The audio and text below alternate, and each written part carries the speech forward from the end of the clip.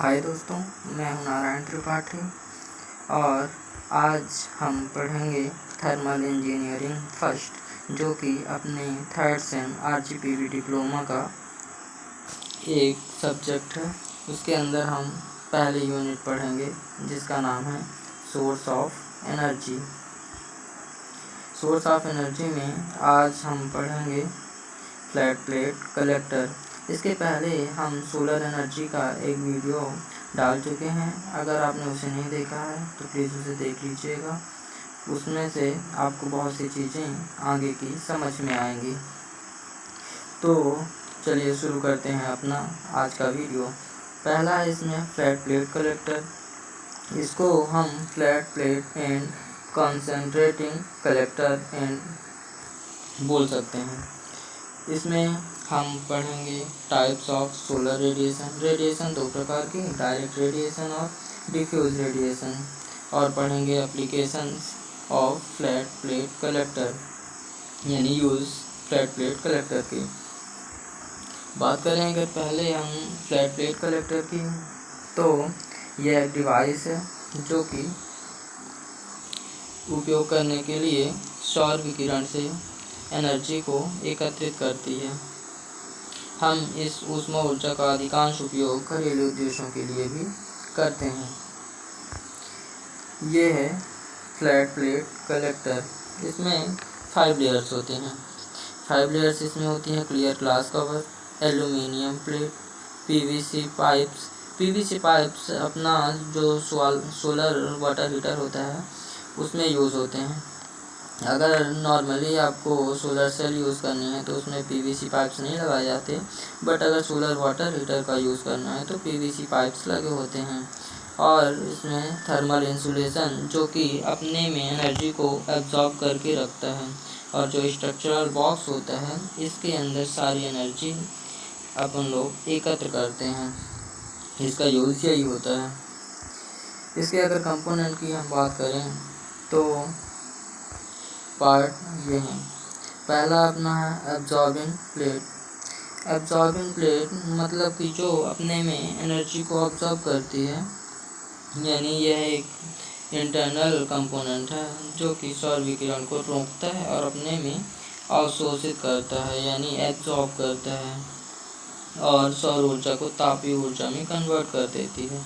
यह गहरे रंग की होती है क्योंकि आपने सुना होगा कि गहरे रंग के या डार्क कलर के जो कपड़े होते हैं या रंग होता है वो अपने में एनर्जी ज़्यादा ऑब्जॉर्ब करते हैं। जैसे ठंडी के कपड़े अगर देखेंगे आप तो उसमें डार्क कलर ज़्यादा यूज़ होता है, क्योंकि डार्क कलर एनर्जी को अपने में अवशोषित करने के लिए कैपेबल होता है।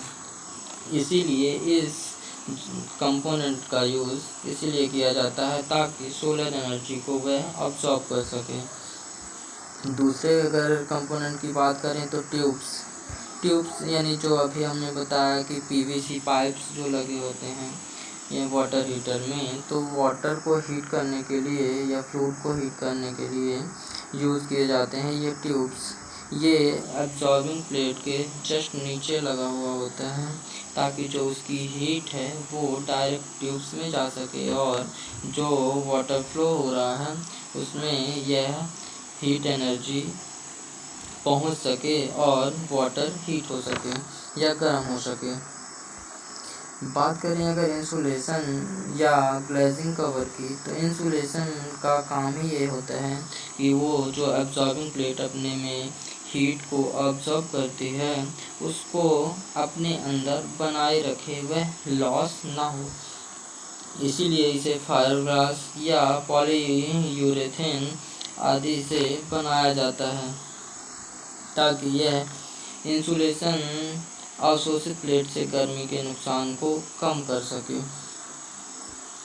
अगर तीसरे पार्ट की बात करें कैजिंग या कंटेनर आपने देखा होगा, जैसे कि बहुत सारे पानी के कंटेनर हो गए, फ्यूल्स के कंटेनर हो गए, तो उसी तरह इसमें भी एक कंटेनर लगा हुआ होता है। जो बॉक्स हमने बताया था कि अपने में एनर्जी को अब्जॉर्ब करने वाली जो प्लेट होती है वो इंसुलेशन में रहती है और इंसुलेशन के नीचे यह कंटेनर बनाया जाता है ताकि जितनी भी एनर्जी है वो बाहर ना निकले।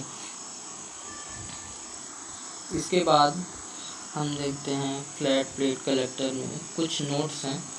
पहली नोट तो ये है कि फ्लैट प्लेट कलेक्टर यूज़ होता है 90 डिग्री सेल्सियस से कम टेम्परेचर पर वर्क करने वाली डिवाइसेस के लिए।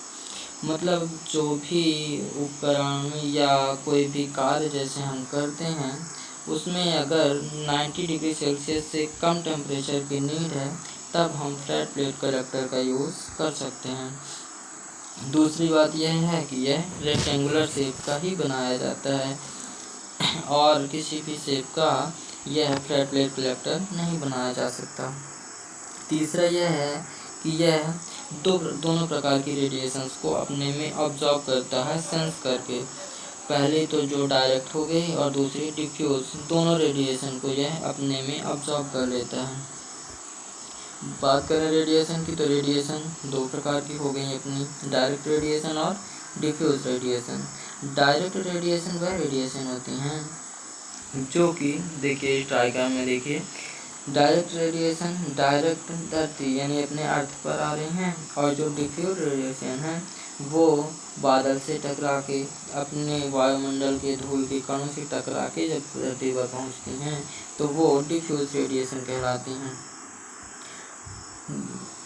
डिफ्यूज रेडिएशन डायरेक्ट रेडिएशन को यह सोलर पैनल ऐसे अब्जॉर्ब कर लेता है सेंस करने के बाद। Direct radiation when radiation of sun directly reaches to earth, मतलब सन से जो रेडिएशन निकलती हैं वो डायरेक्ट अगर अर्थ में पहुंचती हैं तो उन्हें डायरेक्ट रेडिएशन कहा जाता है।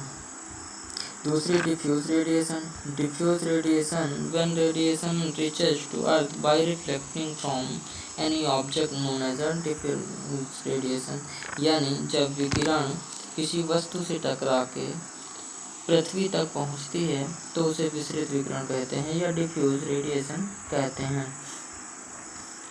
अब अगर एप्लीकेशंस की बात करें तो एप्लीकेशन इसका पहला ही तो ये हो गया कि we use the heat energy obtain by it for domestic purpose, मतलब कि इसके द्वारा प्राप्त हीट एनर्जी का यूज़ हम घरेलू उद्देश्यों को पूरा करने के लिए करते हैं।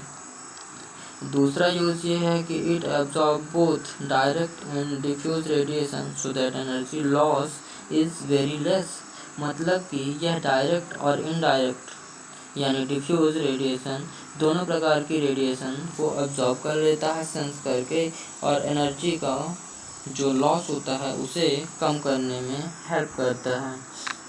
और तीसरा यूज़ ये है कि we can use this energy very easily. This energy can be produced at any space by flat plate collector, मतलब इस एनर्जी का यूज़ हम बहुत आसानी से कर सकते हैं। किसी भी स्पेस पर या स्थान पर यह एनर्जी प्रोड्यूस की जा सकती है फ्लैट प्लेट कलेक्टर के द्वारा। सो लास्ट तक वीडियो में बने रहने के लिए आपका बहुत बहुत धन्यवाद। Please like share and subscribe to my YouTube channel GW study. ऐसे ही आपको अगले सारे वीडियोस थर्मल इंजीनियरिंग फर्स्ट के मिलते रहेंगे। तो आगे भी हमारी ऐसी वीडियो पाने के लिए प्लीज़ चैनल को सब्सक्राइब कर लें और अगर वीडियो पसंद आया तो प्लीज़ लाइक ज़रूर कर दीजिएगा। Thank you. मिलते हैं अपने अगले वीडियो में।